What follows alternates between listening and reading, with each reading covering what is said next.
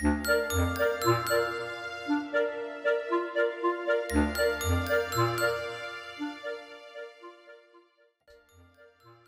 était une fois un marchand très riche. Il avait 6 enfants, 3 garçons et 3 très jolies filles. La cadette était si belle et si intelligente qu'on la surnomma dès son enfance la belle enfant. Ses sœurs en étaient très jalouses. Elles avaient beaucoup d'orgueil, passaient leur journée au bal ou au théâtre et à se moquer de Belle, qui préférait lire des livres. La richesse de la famille étant connue de tous, plusieurs prétendants demandèrent les jeunes filles en mariage. Pourtant, aucun ne se révéla assez bien pour elles. Les aînés désiraient au moins un duc ou un comte. Belle, quant à elle, bien qu'elle remerciât ceux qui souhaitaient l'épouser, préférait rester encore quelques années auprès de son père. Or, le pauvre marchand finit un jour complètement ruiné. Il ne lui restait plus qu'une petite maison de campagne. La famille s'y installa et n'eut d'autre choix que d'y travailler comme des paysans pour vivre. Alors les jeunes hommes qui courtisaient les filles disparurent en même temps que sa fortune. Le père et ses 3 fils labouraient la terre. Belle se levait à 4 heures du matin pour nettoyer la maison et préparer le dîner pour sa famille. En à peine 2 mois, elle s'était pleinement habituée à sa nouvelle vie et dès que ses corvées étaient terminées, elle se plongeait dans un de ses livres. Ses sœurs, en revanche, s'ennuyaient. Elles ne se levaient qu'à 10 heures et passaient leur journée à se promener et à se lamenter sur leurs beaux habits et amis passés. « Notre cadette est si stupide qu'elle se ravit de notre triste situation », se disait-elle. Une année s'écoula ainsi et un beau jour, le marchand apprit le retour inespéré d'un navire qui transportait des marchandises lui appartenant. Tandis qu'il se préparait à se rendre en ville afin de récupérer l'argent de la vente, ses filles aînées lui réclamèrent nombre d'habits de toutes sortes. Belle garda le silence, certaine que l'argent récolté ne pourrait couvrir les seuls frais des cadeaux de ses sœurs. « Tu ne me demandes pas de t'acheter quelque chose ?» interrogea son père. « Puisque vous avez la gentillesse de vouloir me rapporter un présent, répondit-elle, je voudrais bien une rose, car il n'en pousse pas ici. » Malheureusement, les marchandises du pauvre homme ne se vendirent pas comme espéré en ville. Il allait devoir rentrer chez lui aussi pauvre qu'il en était parti. Sur le chemin du retour, il coupa par un grand bois. Il neigeait tellement et le vent soufflait si fort que le marchand se perdit.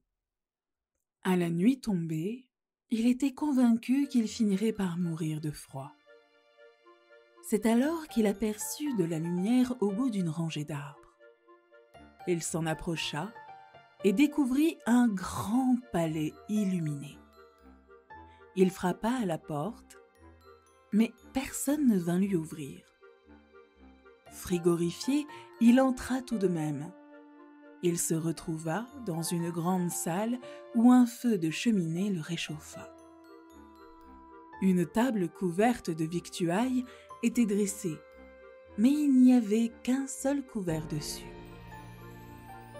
Le maître de la maison ou les domestiques pardonneront sûrement mon intrusion, pensa-t-il. Il attendit longtemps qu'on vienne à la salle.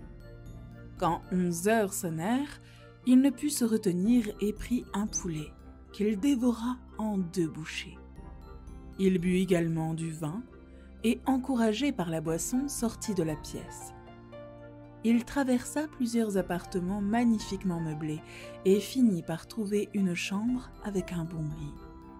Épuisé, il s'y allongea et s'endormit. Le lendemain, il trouva avec étonnement un habit propre à la place du sien, au pied du lit. Il regarda par la fenêtre. La neige avait cédé la place à de splendides fleurs. Enchanté, il retourna dans la grande salle où il avait mangé la veille et vit du chocolat posé sur la table. « Je vous remercie, Madame la Fée, qui m'accueillait chez vous, » dit-il tout haut, « d'avoir eu la bonté de penser à mon déjeuner. » Rassasié, il sortit du palais pour récupérer son cheval.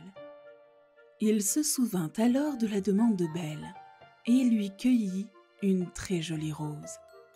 Au même moment, un bruit terrible se fit entendre. Le marchand se retourna et vit une horrible bête foncer sur lui. « Vous êtes bien ingrat, » lui dit la bête, d'une voix terrible. « Je vous ai sauvé la vie en vous recevant dans mon château, et vous me volez pour tout remerciement?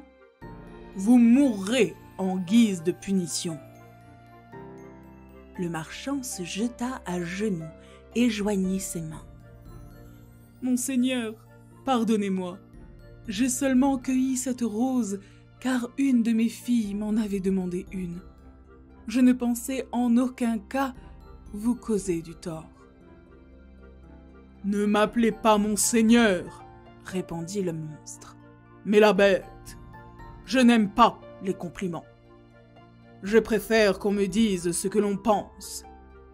Je veux bien vous pardonner, mais à la condition qu'une de vos filles vienne volontairement mourir à votre place.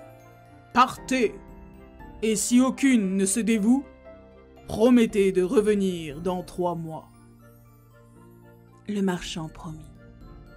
Bien qu'il lui fût impensable de sacrifier une de ses filles, il avait simplement l'intention de les embrasser une dernière fois.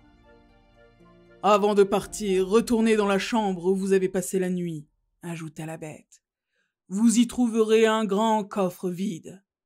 Mettez-y tout ce qui vous plaira. Je le ferai porter chez vous. » L'homme remplit le coffre d'une grande quantité de pièces d'or et sortit du palais.